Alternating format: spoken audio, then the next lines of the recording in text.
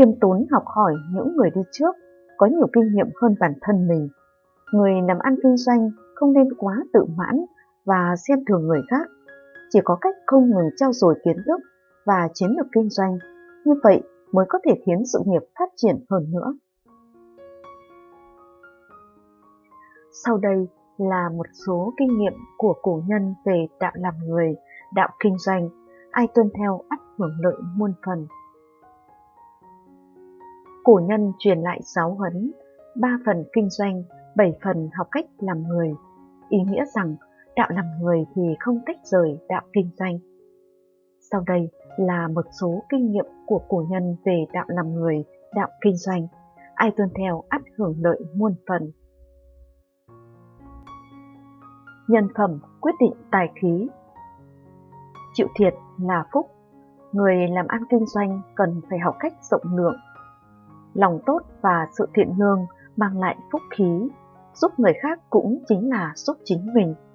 Tâm rộng bao nhiêu, phúc dày bấy nhiêu.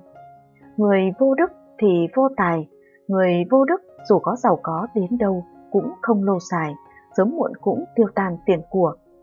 Đắc nhân tâm có thể đắc thiên hạ, người đắc nhân khí có thể đắc tài khí.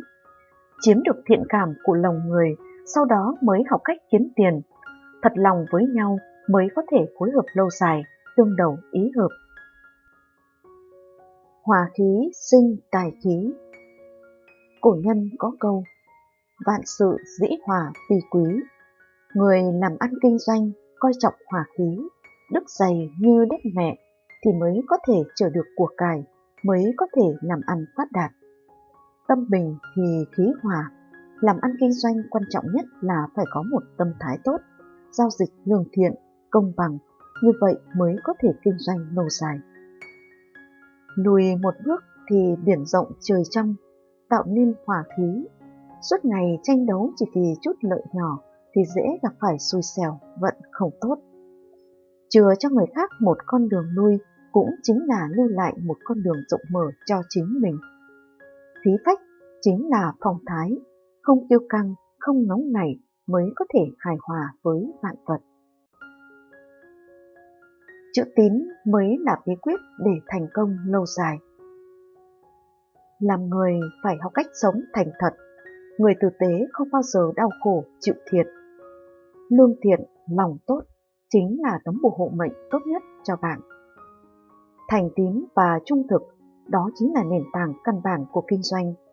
Nói dối người được một lúc nhưng không thể lừa bịp được thiên hạ cả đời. Đừng lấy danh dự, sự tín nhiệm của bạn trở thành trò cười cho thiên hạ. Hãy nhớ rằng thành thật chính là tấm quảng cáo tốt nhất của bạn.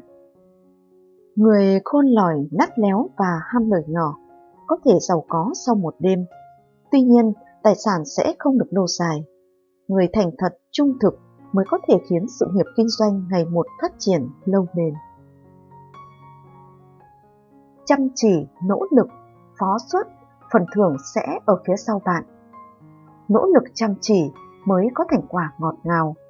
Người chỉ biết há miệng chờ sung, ăn chơi hưởng lạc thì khó có thể nhận được thành quả như mong muốn. Hãy tôn trọng và quan tâm nhiều hơn đến những nhân viên cấp dưới của bạn. Hãy nhớ, muốn đi nhanh thì đi một mình, nhưng muốn đi xa hãy đi cùng với mọi người. Người xưa có câu, hữu sở thất, tất hữu sở đắc. Những gì chúng ta phó xuất chắc chắn sẽ tạo nên thành quả tuyệt vời.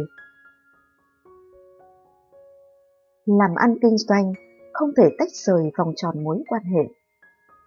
Có câu nói, kiếm mối từ người quen, kiếm cơm từ người lạ. Một mối làm ăn kinh doanh phát tài không thể thiếu những mối quan hệ lành mạnh, cũng như những khách hàng tiềm năng. Những mối quan hệ lành mạnh có thể mang lại nguồn tài phú bất ngờ cho gia chủ. Thêm một người bạn tốt là thêm một cơ hội làm ăn. Đôi khi trong công việc, chúng ta cũng cần hạ mình để có thể giao lưu kết bạn nhiều hơn. Chân thành trợ giúp đối phương cũng chính là lúc bạn đang xây dựng những mối quan hệ lành mạnh, tích cực cho chính mình. Bởi vậy, muốn làm tốt công việc kinh doanh, trước tiên cần học cách đối nhân xử thế. Làm người phải tinh minh, hợp tác tốt mới có thể khiến sự nghiệp ngày một trở nên lớn mạnh. Muốn đi nhanh thì hãy đi một mình, muốn đi xa hãy đi cùng nhiều người. Hợp tác với nhau luôn là môn học sâu sắc mà ai cũng cần phải học. Làm người nên rộng lượng, hãy vứt bỏ những ích kỷ, tham lam, tính toán, hãy học cách hợp tác đôi bên cùng có lợi.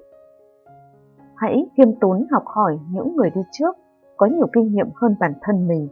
Người làm ăn kinh doanh không nên quá tự mãn và xem thường người khác, chỉ có cách không ngừng trau dồi kiến thức và chiến lược kinh doanh, như vậy mới có thể khiến sự nghiệp phát triển hơn nữa. Đối với người hợp tác cùng mình, hãy đặt nhân phẩm đạo đức lên hàng đầu, hãy chọn những người đáng tin cậy mà hợp tác. Làm ăn kinh doanh với người nhỏ nhen, trọng lợi khinh nghĩa thì sớm muộn cũng không lâu bền. Đề cao tu dưỡng, tu luyện bản thân. Tu luyện nhân phẩm chính là nền tảng để lập thân. Tu luyện đạo đức, quân tử yêu tài, kiếm tiền một cách đàng hoàng. Tu luyện nghị lực, gian khổ chính là người thầy tốt nhất. Tu luyện ý chí, nếm đủ đắng cay ngọt bùi, trăm sự dễ thành. Tu luyện bản thân, không ngừng tự học, khiêm tốn tìm tòi và học hỏi. Tu luyện tính cách, trong lúc chờ đợi mà kiên định với tín ngưỡng của mình. Tu luyện phẩm chất, cân nhắc kỹ rồi thì hãy bắt tay và làm ngay, làm gì cũng cần phải quyết đoán. Tu luyện tâm thái, mạnh dạn và cẩn thận, không được liều lĩnh hay bốc đồng, như vậy dễ hỏng việc. Tu luyện thân tâm, điều dưỡng thân tâm, lạt mềm buộc chặt, thư giãn có điều độ. Tu dưỡng mỹ đức, làm một người có tu dưỡng có đạo đức tốt đẹp. Tu dưỡng năng lực, làm người phải có quan điểm và ánh mắt tinh tường, đó chính là điều quyết định thành bại trong cuộc sống.